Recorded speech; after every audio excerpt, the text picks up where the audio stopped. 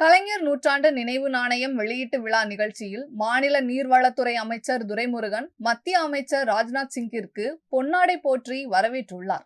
இந்தியாவே வியந்து பார்க்கும் நவீன தமிழ்நாட்டை செதுக்கிய சிற்பி இவர்தான் என்பதை அடையாளம் காட்டும் வகையில் முத்தமிழறிஞர் கலைஞரின் நூற்றாண்டு நினைவு நாணயம் வெளியிடப்பட உள்ள இந்த இனிய நிகழ்ச்சியில் சட்டமன்ற அவை முன்னவர் மாண்புமிகு நீர்வளத்துறை அமைச்சர் அவர்களை வரவேற்புரையாற்ற அன்புடன் அழைக்கிறோம்.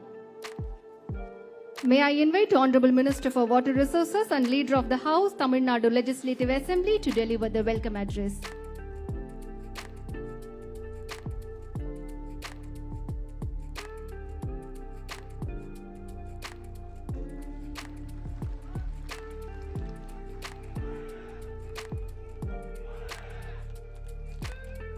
மாண்புமிகு பாதுகாப்புத்துறை அமைச்சர் அவர்களுக்கும் மாண்புமிகு தமிழ்நாடு முதலமைச்சர் அவர்களுக்கும் நீர்வளத்துறை அமைச்சர் அவர்கள் பொன்னாடை போட்டி சிறப்பித்திருக்கிறார்கள்.